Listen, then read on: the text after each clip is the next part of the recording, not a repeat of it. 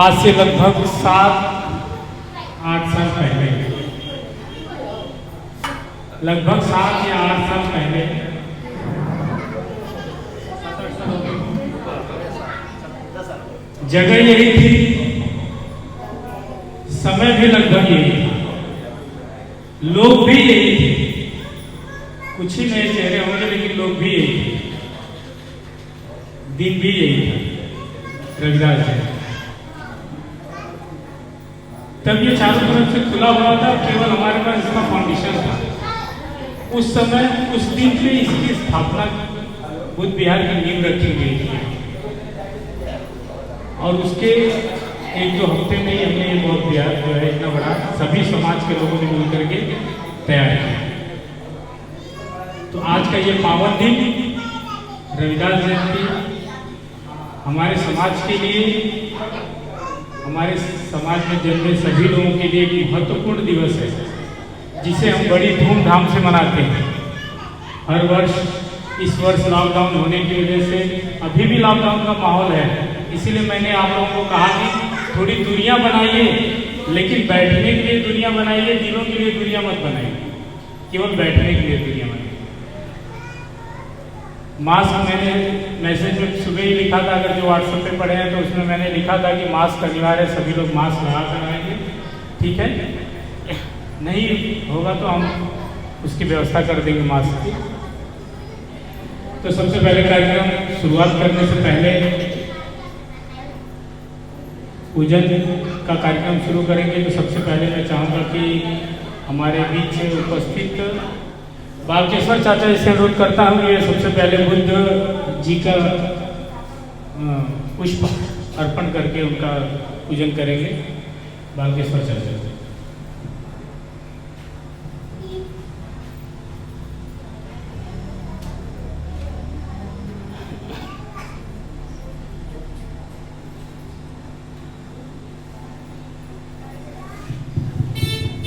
तालियां थोड़ा सा हल्के में।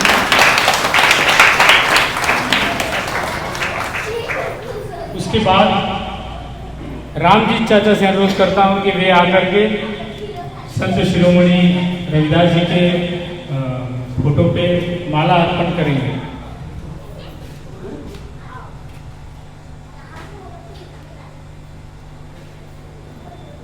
वहाँ रविदास जी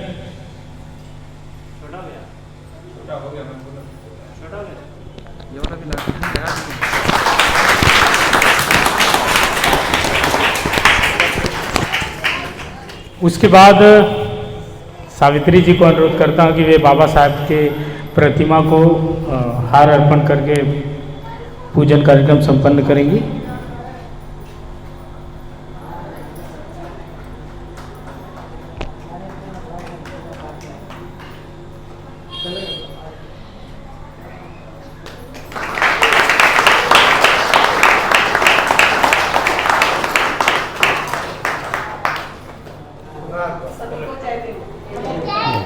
अब इसके बाद खुद वंदना का कार्यक्रम शुरू करते हैं। सभी लोग अपने वंदना की स्थिति में बैठ जाएंगे। सभी उपस्थित बंधुओं एवं महिलाएं, सर्वप्रथम हम लोग यहाँ पर बुद्ध वंदना का कार्यक्रम प्रारंभ करने जा रहे हैं। सर्वप्रथम हम लोग पंचांग प्रणाम लेंगे, उसके बाद बुद्ध वंदना होगा।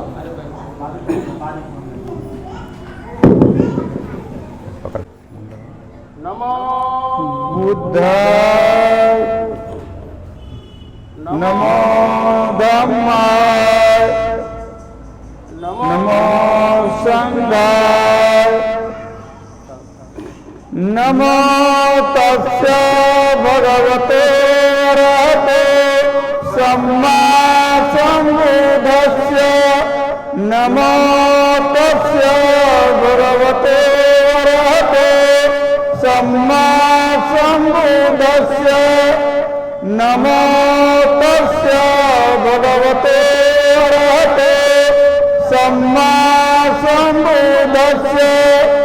बुद्धं शरणं गच्छामि, धम्मं शरणं गच्छामि, संघं शरणं गच्छामि। गच्छामि द्वितीयं पि बुद्धं शरणं गच्छामि द्वितीयं पि धम्मं शरणं गच्छामि द्वितीयं पि संघं शरणं गच्छामि तृतीयं पि बुद्धं शरणं गच्छामि तृतीयं पि धम्मं शरणं गच्छामि तृतीयं पि संघं शरणं गच्छामि पानातिपाता वेरमणि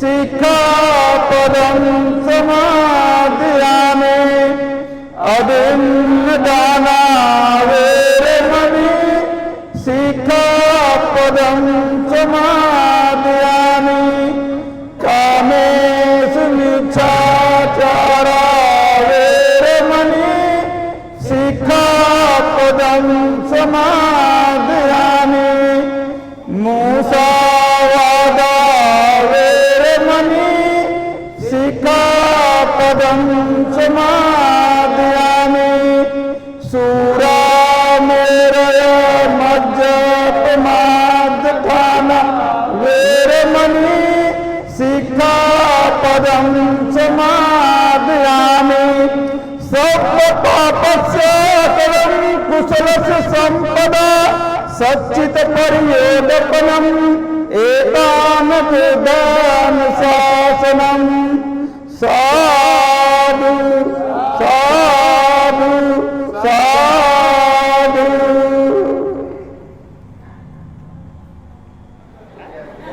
शुरुआत करते हैं प्रोग्राम की।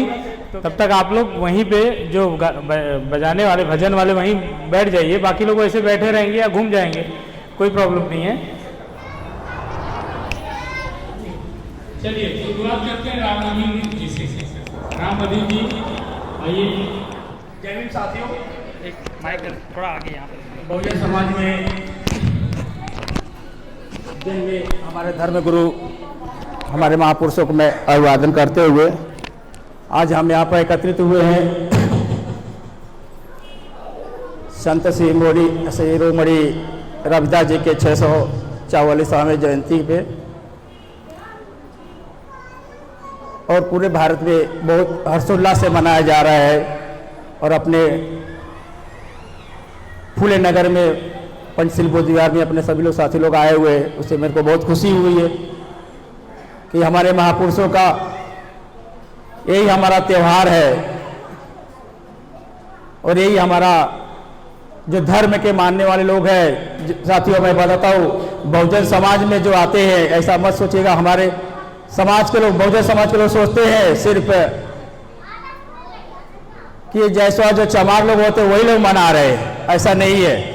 बहुजन समाज में जो हमारे जो महापुरुष लोग दिख रहे हैं ज्यादा करके ओबीसी समाज से लोग हैं और ओबीसी के लोग समझते हैं कि मैं बड़ी जात के उच्च जात के हैं, लेकिन जो भी महापुरुष पैदा हुए हैं सब ओबीसी समाज से ज्यादा करके हुए हैं।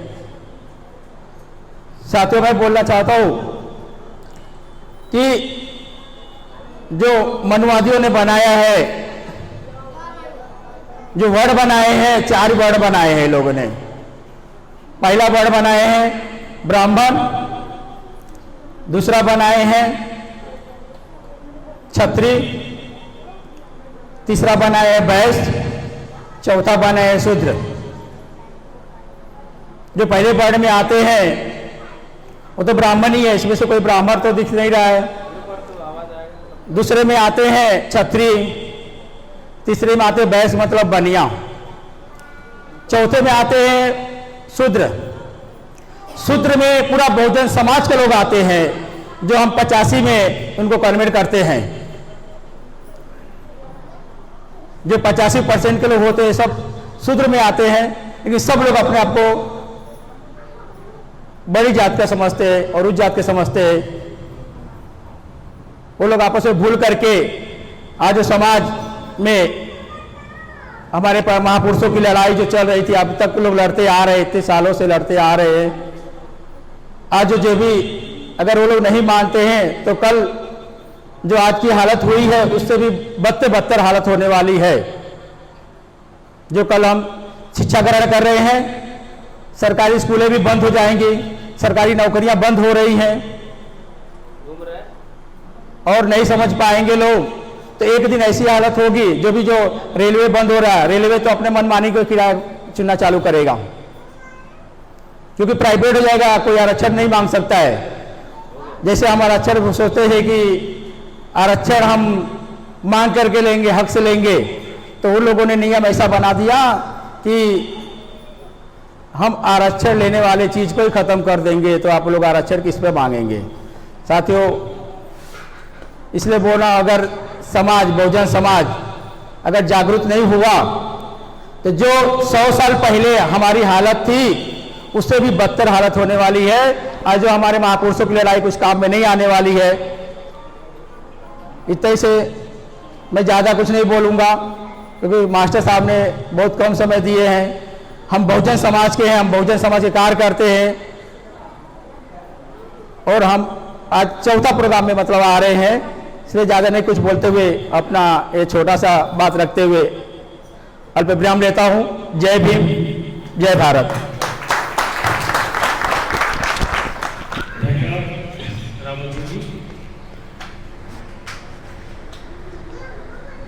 शुरुआत रामदेव जी ने की है, तो मुझे ऐसा लगता है कि बाकी लोगों में भी कुछ उम्मीद बोलने की जाती होगी। तो रामजी चाचा, आज के विश्व बौद्ध विकास सेवा संघ के अध्यक्ष लालजी राम साहेब, महासचिव श्री रामदीन साहेब बौद्धाचारी,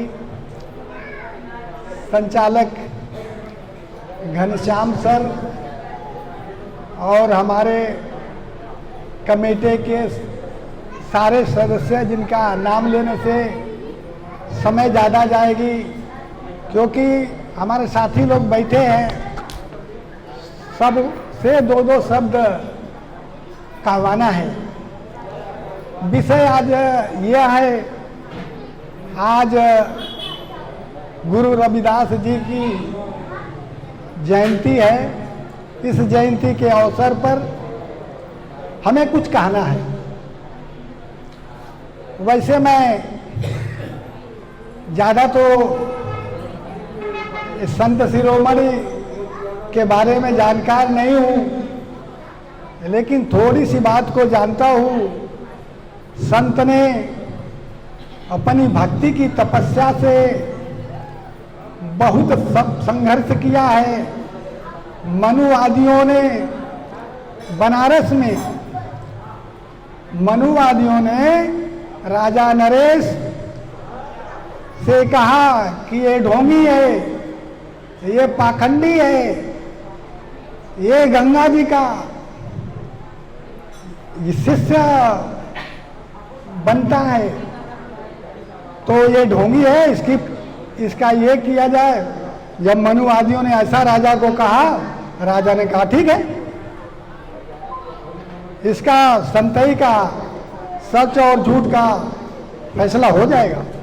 राजा ने आदेश दिया कि ठीक है, तुम संत हो, गंगा जी के पुजारी हो, तो तुम्हें एक काम करना पड़ेगा।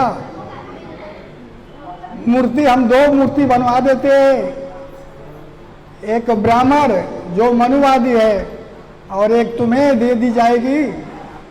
इस नदी में छोड़ोगे, जो मूर्ति ऊपर आएगी वही संत कहेगा।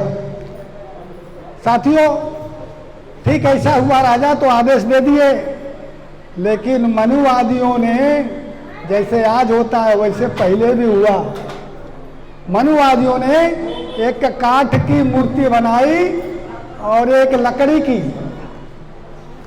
एक लकड़ी और एक पत्थर की। पत्थर वाली 60 में इसलिए मैं कह रहा हूँ, विस्तार में न जा करके, क्योंकि समय कम देना है। पत्थर वाली मूर्ति रविदास जी को दे दिया गया और लकड़ी वाली मूर्ति विप्र यानी पंडित जी को दिया गया। पंडित जी ने पहला मौका पा करके मूर्ति गंगा जी में फेंक दिया और वो लकड़ी की मूर्ति गंगा जी में डूब गई। जब गंगा जी में डूब गई तब रविदास जी का नंबर आया। अरे रविदास जी ने कहा कि अरे मैं क्या चलाऊं, सारा संसार का जो ये फूल पुष्प दीप जो है सारा इन ब्राह्मणों ने चढ़ा दिया है, अब मैं क्या चढ़ाऊं, इसलिए मैं कुछ चढ़ाऊंगा नहीं।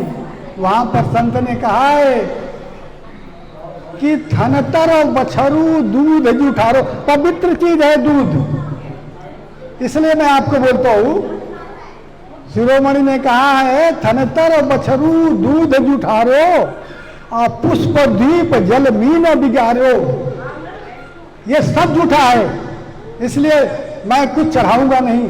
मन ही पूजा मन ही दूजा करके गंगा जी में वो मूर्ति फेंक दिए। गंगा जी में फेंकने के बाद मूर्ति किलकारी मारने लगी और राजा नरेश, हाँ समय ज्यादा है, हमारे सहपाठियों ने संत रविदास जी को कंधे पर बिठा करके पूरे काशी में घुमाया और तभी से संत रविदास का ये नाम गांव प्रसार होते गया। तो यह मैं कम इसलिए कर रहा हूँ और कुछ लोगों को बोलना है, कभी और समय मिलेगी तो आप लोगों को विस्तार से बताया जाएगा, क्योंकि हमारे साथी लोग बोलने वाले हैं, इसलिए मैं समय के लिए आपसे क्षमा मांगता हूँ। जय हिंद।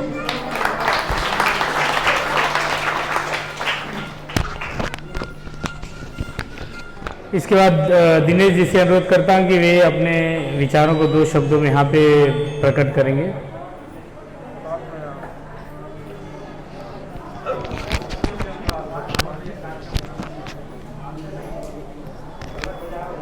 धन्यवाद घनश्याम साहब। सर्वप्रथम मैं यहाँ पर तथागत गौतम बुद्ध के चरणों में नमन करते हुए संत शिरोमणि गुरु रविदास जी, महामानव डॉक्टर बाबा साहब अम्बेडकर को अभिवादन करते हुए इस संस्था के अध्यक्ष माननीय लालजी राम साहब, श्री राम अधीन साहब, रामदीन जयसवार जी, सभी माताओं बहनों, सभी साथियों, आप सबका विनम्र अभिवादन वंदन और नमन करते हुए मैं बोधिसत्व गुरु रविदास जी के बारे में 2 शब्द कहना चाहता हूँ। जैसा कि माननीय पुष्पा मैडम जी ने बताया, रामदीन जी ने बताया, हमारे चाचा जी ने बताया रविदास जी के बारे में। तो रविदास जी के बारे में बहुत सारी भ्रांतियाँ हैं, इनके बारे में लोगों को अलग अलग जानकारियाँ हैं, जबकि कहानियाँ इससे कुछ अलग ही हैं। संत गुरु रविदास जी के बारे में कहा जाता है कि 1433 को माघ सुदी 15 दुखियों के कल्याण हित जन्मे गुरु रविदास। हालांकि कुछ हद तक सही हो सकता है ये, लेकिन इस पर भी भ्रांतियाँ हैं। कहा जाता है कि इनके माता पिता जब निसंतान थे, माता घुरबनिया माँ, इनके पिता श्री रघुदास जी जब ये निसंतान थे। इसके पहले थोड़ी सी कहानी ऐसी है कि हमारा जो चमार समाज है, हमारा पिछड़ा समाज है, हमारा शोषित समाज है, ये पहले इनका बहुत गौरवशाली इतिहास रहा है। यहाँ के राजा महाराजा हमारे पूर्वज हुआ करते थे। ये पूरा देश अखंड भारत बौद्धमय हुआ करता था।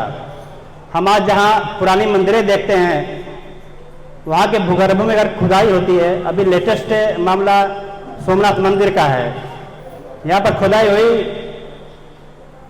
तो 2 मंजिला भवन मिला जो बौद्ध विहार से संबंधित है, और वहाँ पर भगवान बुद्ध की मूर्तियाँ मिली। तो जितने भी पुराने मंदिरें हैं सब में हमारा इतिहास दफन हुआ है। गौतम बुद्ध का सब वो अवशेष हैं, और आज उनको ब्राह्मणीकरण करके मंदिर कर दिया गया। उनके नाम पे भारी चंदा वसूल करके मनोवादी लोग अपनी सत्ता चलाते हैं। जब पूरा भारत बौद्धमय हुआ करता था। सम्राट अशोका के 10वें वंशज सम्राट बृहद्रथ की एक ब्राह्मण सेनापति द्वारा धोखे से हत्या कर दी गई और उसके बाद बौद्ध साम्राज्य में पूरा वर्मा से लेकर मेरे ख्याल से आज भी सीरिया ईरान, इराक, सीरिया, वहाँ पर भी आज अशोक स्तंभ मौजूद हैं। तो इतना बड़ा साम्राज्य हुआ करता था बौद्ध साम्राज्य। वहाँ तक इन्होंने जो उत्पात मचाया, मारकाट मचाया, बौद्धों का पूरा इतिहास तहस नहस कर दिया गया। और यहाँ के जो मूल लोग थे, यहाँ के जो राजा महाराजा थे, उनको इस कदर सताया गया कि जीना दुभर हो गया। उस समय इनसे जिन्होंने मुकाबला लिया उनको दलित या शूद्र घोषित करके समाज से दूर बना दिया गया और जो इनसे मुकाबला किए वो जंगलों में चले गए, जो आज हमारे आदिवासी भाई हैं। और उसके बाद इनमें वर्ण व्यवस्था की सरचर थूक दी गई, जिसके तहत इनको पढ़ने लिखने का अधिकार नहीं था। तो पुष्यमित्र शुंग के इतने अत्याचारों के बाद 1433 में जब संत गुरु रविदास जी पैदा हुए, उसके कुछ महीनों पहले उस समय काशी में गुरु रेवत दास, जो बौद्ध परंपरा के उस समय बौद्ध भिक्षु हुआ करते थे, काशी में सारनाथ में वास करते थे। तो रेवत दास जी से माँ गुरवेनिया जी और रघु जी उसे दीक्षा लिए हुए थे और उन्हीं के नाम पे अपने संतान का नाम रेवत दास रखा, जो बाद में अपभ्रंश होकर के रैदास हो गया। और चूंकि रविदास जी उस समय भिक्षु परंपरा के गुरु हुए, उनको बहुत सारी जानकारी थी, तो उन्होंने बौद्ध परंपरा की जानकारी को आगे बढ़ाया। आगे बढ़ाते हुए उन्होंने कहा, अछिरत राज बहुत दुख पायो, सपनों भया भिखारी, त्रिपद से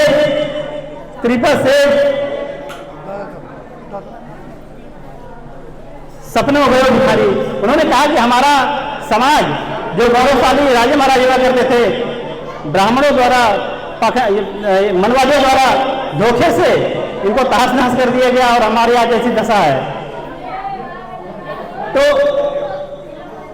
मैं संत रविदास जी के बारे में 2 शब्द कह के अपना शब्द समाप्त करता हूं। धन्यवाद।